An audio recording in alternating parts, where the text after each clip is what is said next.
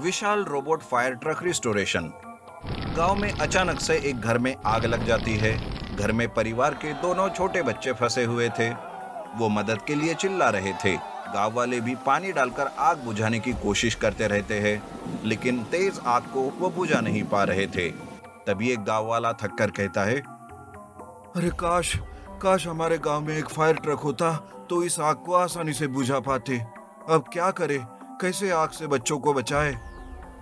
नाकामयाब कोशिश और तेज आग को देखकर सारे गांव वाले चिंतित हो जाते हैं कि तभी वहां अचानक जमीन हिलने लगती है और जमीन में दरार आ जाती है। जमीन के अंडरग्राउंड से अचानक एक फायर ट्रक बाहर आता है और वो आग बुझाने लगता है। थोड़ी ही देर में आग बुझाकर वो फायर ट्रक एक रोबोट में बदल जाता है, जिसे देखकर गांव वाले चकित हो जाते हैं। अब फायर ट्रक रोबोट घर में जाकर उन दोनों बच्चों को बचाकर बाहर ले आता है। बच्चे सही सलामत थे। सारे गांव वाले मिलकर रोबोट का धन्यवाद करते हैं। तुम्हारा बहुत बहुत धन्यवाद रोबोट। आज तुम नहीं आते तो बेचारे बच्चों को क्या होता, कुछ नहीं कह सकते थे। इस तरह गांव वाले खुशी से नाच रहे थे कि तभी अचानक वो फायर ट्रक रोबोट टूट जाता है और उसके टुकड़े जमीन पर धड़ाम से गिर जाते हैं। सारे गांव वाले रोबोट के साथ ये हादसा होते देखकर चौंक जाते हैं। अरे अब इस रोबोट को क्या हो गया, ये इस तरह क्यों टूट गया? किसी ने इसे कुछ किया तो नहीं ना? सारे गांव वाले रोबोट के टुकड़ों को देखते रहते हैं। तभी वहां मनीष नाम का एक रोबोटिक साइंटिस्ट आता है। वो रोबोट के टुकड़ों को अच्छे से देखता है और गांव वालों से कहता है, अरे अरे दूर हो जाओ इस रोबोट से, ये कोई मामूली रोबोट नहीं। अब मैं इस रोबोट का रिस्टोरेशन करूंगा और फिर से ये रोबोट हमारे गांव की रक्षा करेगा। चलो इस रोबोट के टुकड़ों को मेरे लैब में ले जाने के लिए मेरी मदद करो। वो तो ठीक है मनीष, पर देखो हर बार की तरह कोई गड़बड़ मत करना। जी हाँ, दरअसल मनीष जो कोई रोबोट बनाता था वो किसी के काम में ही नहीं आता था। कोई ना कोई गड़बड़ उसके हाथ से हमेशा ही होती रहती थी। मनीष तब एक बड़ा सा ट्रक बुलाता है। गांव वाले रोबोट के पार्ट्स को ट्रक में डाल देते हैं। मनीष वो ट्रक लेकर अपने लैब जाता है। वहाँ रोबोट का रिस्टोरेशन करना शुरू करता है। अगर मैंने इस फायर ट्रक रोबोट को ठीक किया तो मेरा खूब नाम होगा। मेरे पास फिर ऐसे फायर ट्रक रोबोट बनाने के ऑर्डर्स भी आएंगे। अरे मैं तो माला माल हो जाऊंगा। ऐसा सोचकर मनीष अपना काम पूरा करता है। थोड़ी ही दिन में रोबोट का रिस्टोरेशन पूरा हो जाता है, लेकिन अब रोबोट एक फायर ट्रक में बदल जाता है। मनीष उस फायर ट्रक को रोबोट में बदलने की कोशिश करता है, पर फायर ट्रक रोबोट में बदलता ही नहीं। अरे ये क्या हुआ? अब मुझसे कौन सी गड़बड़ हो गई? ये फायर ट्रक रोबोट में क्यों नहीं बदल रहा? अब सारे गांव वाले मुझे मिलकर मारेंगे। ये क्या हुआ? अब क्या करूं मैं? ये सोचते मनीष चिंतित हो जाता है। तभी गांव में एक आग उगलने वाला मॉन्स्टर घुस जाता है। वो आग से गांव को जलाने लगता है। गांव वाले मनीष को फोन करके फायर ट्रक रोबोट लाने की बात करते हैं। तब तो मनीष और भी डर जाता है, लेकिन वो डरते डरते फायर ट्रक को लेकर गांव में आता है।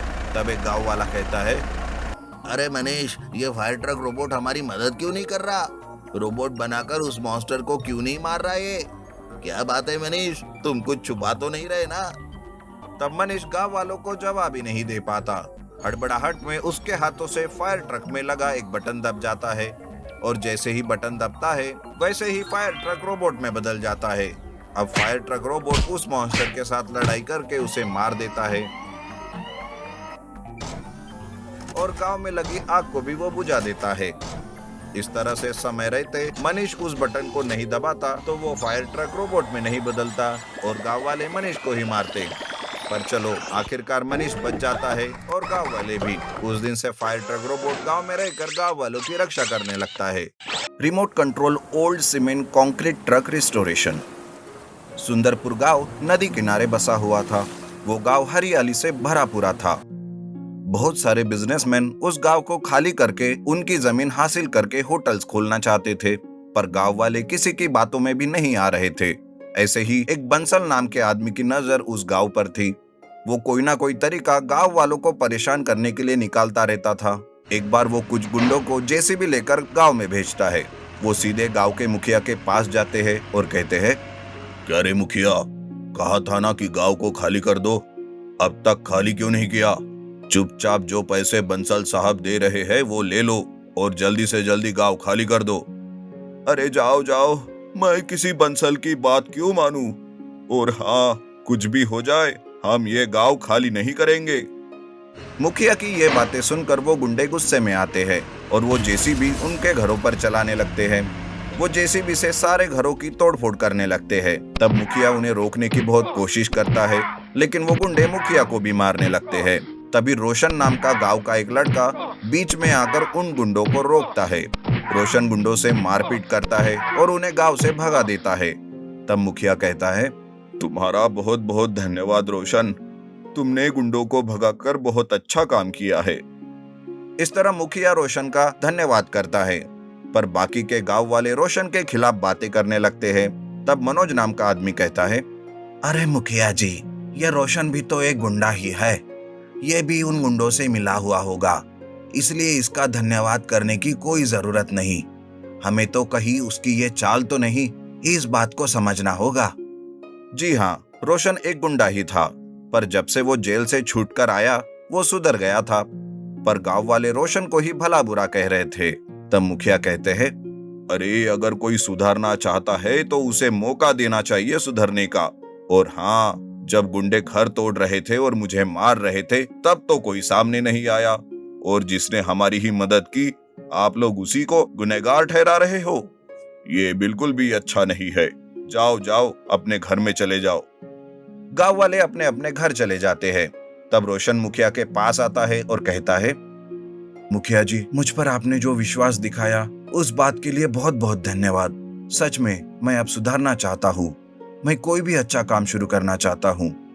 अगर ऐसी बात है रोशन तो सुनो, जंगल में एक पुराना सीमेंट कंक्रीट ट्रक पड़ा हुआ है। तुम उसे सुधार कर अपना काम शुरू करो। यहाँ आसपास के गांव में एक भी सीमेंट कंक्रीट ट्रक नहीं है। मुखिया की बातें सुनकर रोशन जंगल में कंक्रीट ट्रक ढूंढने जाता है। उसे एक जगह पर पुराना कंक्रीट ट्रक दिखाई देता है, पर उसके पास पैसे नहीं रहते। वो अपने दोस्तों से पैसों की बात करता है, लेकिन हर जगह से उसे निराशा ही होती है।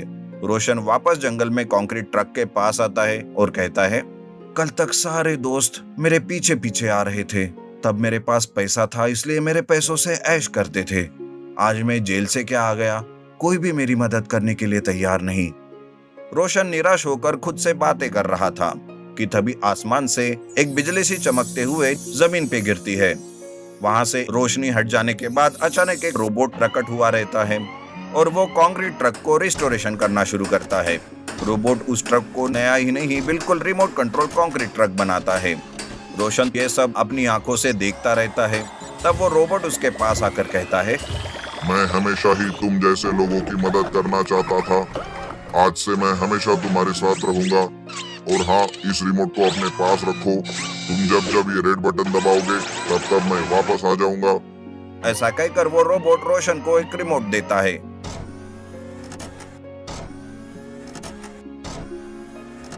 और उस ट्रक में समा जाता है। रोशन खुशी से वो कंक्रीट ट्रक को लेकर गांव में वापस आता है और बंसल के गुंडों ने जितने भी घर तोड़े थे वो उन सबको सुधारने लगता है। उधर बंसल को रोशन की ये बात पता चलती है, तो वो फिर से गुंडों को लेकर गांव में आता है। तब रोशन से वो कहता है, अबे तेरे जैसा गुंडा मेरा काम अड़ाएगा क्या? मेरे आदमियों को मारने की हिम्मत कैसे की तुमने? और हाँ, इस गांव को आज के आज खाली कर दो, वरना बहुत पछताओगे बच्चे। ऐसा कहकर बंसल अपने गुंडों को पूरे गांव पर हमला करवा देता है। वे गुंडे हर एक के घर से लोगों को बाहर निकालकर फेंक रहा था और बंसल उधर हंस रहा था। तभी रोशन को रोबोट ने कही हुई बात याद आती है और वो रिमोट निकालकर उसका रेड बटन दबाता है। तब कंक्रीट ट्रक से रोबोट बाहर निकल आता है और गुंडों से लड़ाई करने लगता है। रोबोट एक एक गुंडों को ऐसा पीटता है कि वो दुम दबा के भाग जाते हैं। बंसल को भी रोबोट खूब पीटता है और उसे गांव से बाहर फिकवा देता है। रोबोट फिर से कंक्रीट ट्रक में समा जाता है और काम करने लगता है। इस तरह जो गांव वाले रोशन की बुराई कर रहे थे, आज वही गांव वाले रोशन की तारीफ करने लगते हैं।